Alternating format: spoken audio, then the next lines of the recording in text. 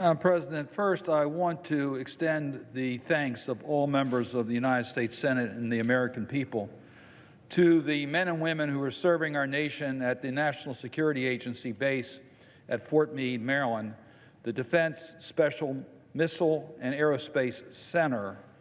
It's been in existence since 1964. It's a 24/7 operation, and I mention that because it was the work done here in the state of Maryland, and I'm proud to represent that state, that gave the early warning information that allowed us to get information to our American forces in Iraq and to the Iraqis that literally saved lives. So I want to thank them for their dedicated service. We have the best intelligence information and the best trained people protecting our nation. And I just wanted to pause for one moment to thank those that are serving at the National Security Agency that are keeping us safe.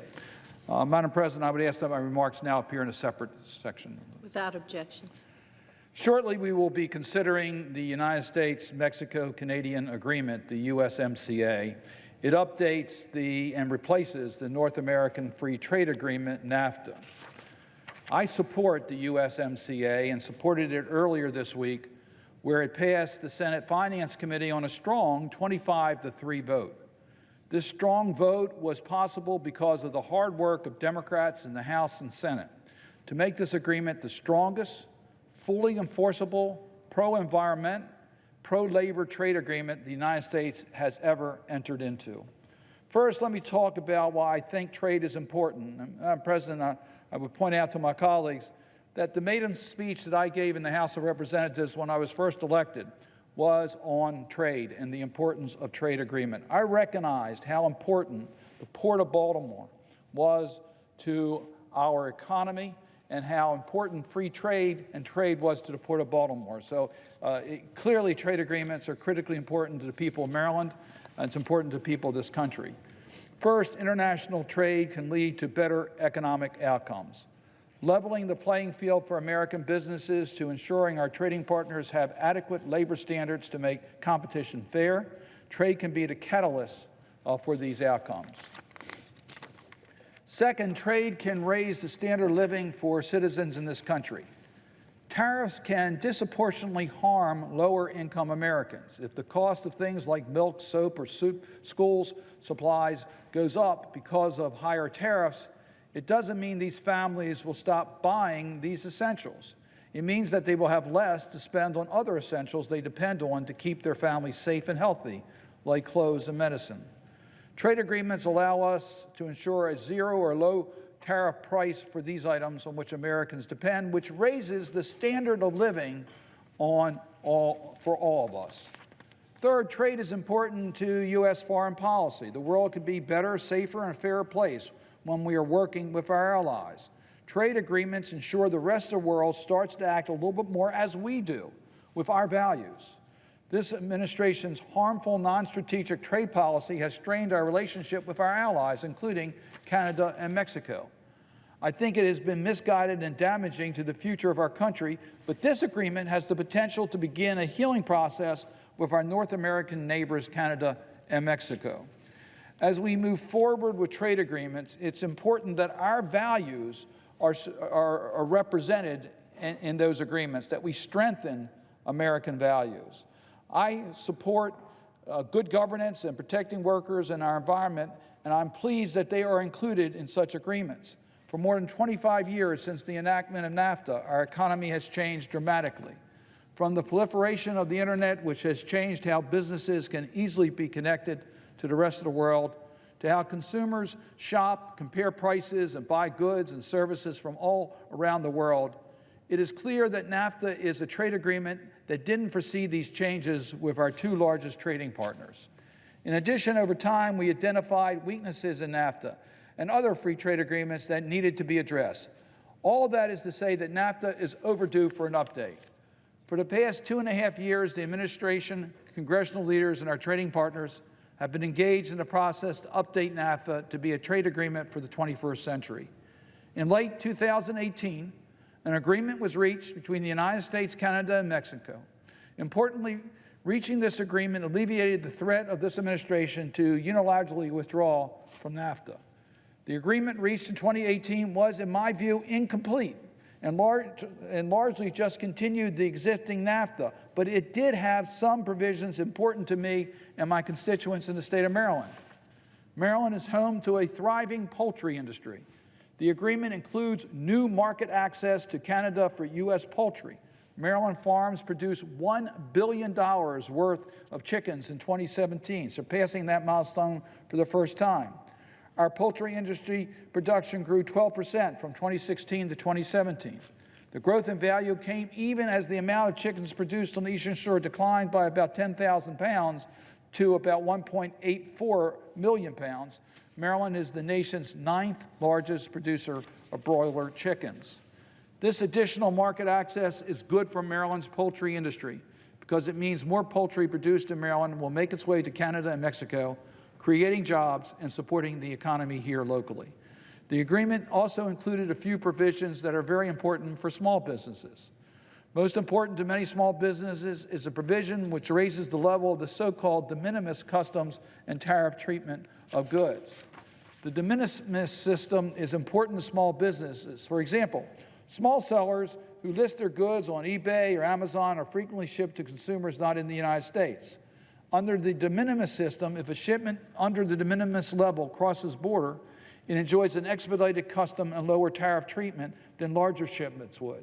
Under this agreement, the United States agreed to increase its customs de minimis level to $800 for exports to Mexico and Canada, and Mexico and Canada have made favorable changes to their system. As ranking member of the Small Business and Entrepreneurship Committee, this was a welcome change to ensure small businesses aren't bogged down by unnecessary red tape. The agreement's small business chapter also includes support for small businesses to promote cross-border cooperation, tools for small businesses to identify potential opportunities and increase competitiveness, and public sharing tools to promote access to capital. These are important issues to highlight for small businesses. Finally, the initial agreement included a landmark achievement for the first time in U.S. trade history. It included a full chapter on anti-corruption. During the 2015, when the Senate was considering the so-called fast-track trade promotional authority, under which the USMCA is now being considered, I authored a principal negotiating objective in the Trade Promotional Authority legislation that requires any trade agreement the USTR negotiates to emphasize good governance, human rights, and the rule of law. These are our values, and these values need to be reflected in our trade agreement. It's an important step towards a level playing field for trade with the United States, for our farmers, our producers, and our manufacturers. We know our system is a fair system, but in so many other countries that we deal with, that is not the case. This principal negotiating objective really represents an enduring theme in the way that I approach trade. I believe that we should use our economic power of the United States to advance human rights and good governance in other countries and may comparatively struggle on that front. I also believe that we should not have favorable free trade agreements with countries that do not believe human rights and good governance are important to uphold. Because of my focus on this requirement back in 2015, and thanks to the USTR Ambassador Robert Lighthizer, the USMCA is a trade agreement for the first time that includes a chapter on anti-corruption and good governance. This is our first agreement that includes such a chapter, and I anticipate that this will be the template for any future trade agreement involving the United States. The USMCA's anti-corruption chapter includes a number of commitments on transparency, integrity, accountability of public institutions and officials. First, an anti-corruption laws. Under USMCA, countries are required to outlaw embezzlement and solicitation of bribes by public officials and must make it a criminal offense for anyone to offer bribes to public officials, to influence their official duties, or to officials of foreign governments or international organizations to gain a business advantage. Madam President, I know that sounds like a no-brainer. Why wouldn't all countries already have those types of laws? But the reality is that they don't. The reality is that many of our trading partners have corrupt systems, and that puts American companies at a disadvantage, but also we should be using our economic power to advance our values. This chapter carries that out. Second, on transparency and accountability, under the USMCA, countries must take proactive steps against corruption by implementing and maintaining accounting and auditing standards and measures that prohibit the creation of false transaction records and off-the-book accounts. Third, the USMCA requires parties to create codes of conduct and procedures for removal of corrupt officials, as well as adopt measures requiring officials to disclose outside activities, investments, and gifts that could create conflicts of interest. Fourth, on public engagement, under the USMCA, countries also must agree to promote the engagement of the business community, NGOs, and civil societies in anti-corruption efforts through information campaigns, developing ethics programs, and protecting the freedom to publish information about corruption. And finally, on good regulatory practices. Under the USMCA, countries must also follow a transparent regulatory rulemaking process, which the agreement clarifies includes publishing the proposed regulations with its regulatory impact assessment, an explanation of the proposed regulations, a description of the underlying data, and other information, and contact information of responsible officials. USMCA further requires parties to follow the U.S.-like system of notice and comment periods for proposed regulatory rulemaking, in which the regulators are required to consider comments of any interested party regardless of nationality, which means that Americans will have input onto the regulatory process in Canada and Mexico, which has a direct effect on our access to their markets. The countries also agreed to publish on an early planning document of regulations the country's intent to revise in the next 12 months and to ensure that regulations are written in a clear, concise, and understandable manner. And then the USMCA encourages authorities to consider the impact of new regulations when they are being developed, with particular attention to the benefits and costs of regulations and the feasibility of other approaches. This is an incredibly important achievement and is an important as a model for U.S. agreements going forward. By including good governance and anti-corruption provisions in the USMCA, we are signaling to our trading partners and the rest of the world of what our values are. Yes, economic values, but also the type of people that we are and the principles we advance. However, with these good achievements in the original USMCA, the agreement did not go far enough. There was no deadline to getting it done quickly, so we chose to get it done right. I wanted to see strict, high standards in the USMCA on labor, environment, and more. Democrats were united in this message. Democrats worked behind the scenes with labor and environmental stakeholders to identify issues and create solutions that could make this agreement one we could support. Do I think the USMCA lives up to these standards? Yes, I do. The updated USMCA includes important provisions regarding labor standards, which have the potential to improve working conditions and create a more level playing field for U.S. workers.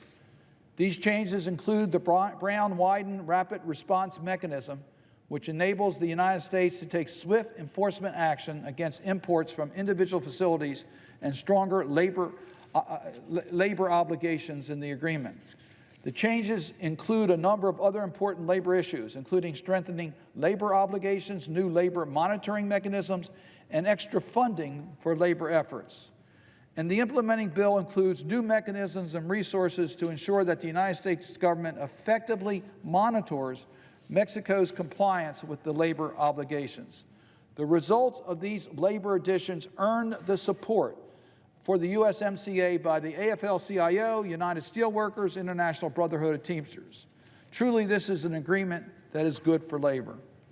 Another critical aspect of the USMCA is to ensure that our trading partners meet environmental standards of this country.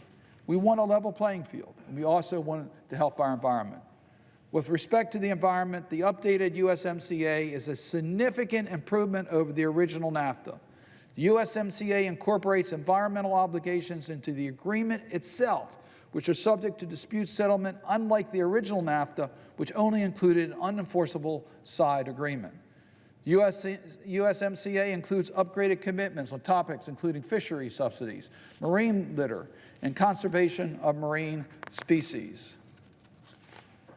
Democrats secured amendments to the agreement as well as provisions in the implementing bill to strengthen the ability of the United States to monitor and enforce the obligations and ensure that the parties are bound to their environmental obligations. I want to acknowledge my colleague, Senator Carper, the ranking member of the Senate Environment and Public Works Committee, which I also sit on. Together, we pushed to improve this agreement with respect to the enforceability of the environmental provisions. And we were happy to see this agreement include many of the things that Senator Carper and I worked and pushed to have done. Included in the new USMCA is a new trigger mechanism to give environmental stakeholders an expanded role in environmental enforcement matters and create accountability for the administration with regards to seeking environmental enforcement actions under USMCA. Under the existing NAFTA, any person in a NAFTA country can make a submission to an intergovernmental organization established by NAFTA to address environmental issues, alleging that a NAFTA partner is not living up to its environmental obligations. You can do that. The submissions undergo a public fact-finding process by the head of that body, which produces a factual record if the allegations is found to have merit. But here's where the problem comes in. Once the production of factual record is done, there's no enforcement mechanism. We've corrected that. Through this new trigger mechanism, the USMCA that was developed, if a factual record is produced, a new interagency environmental committee headed by the USTR has 30 days to review the record and make a determination as to whether or not to pursue enforcement actions under USMCA against the violating country. And if the committee headed by the USTR decides not to pursue enforcement actions under the USMCA, the committee, within 30 days after its determination, must provide Congress with a written explanation and justification of its decision.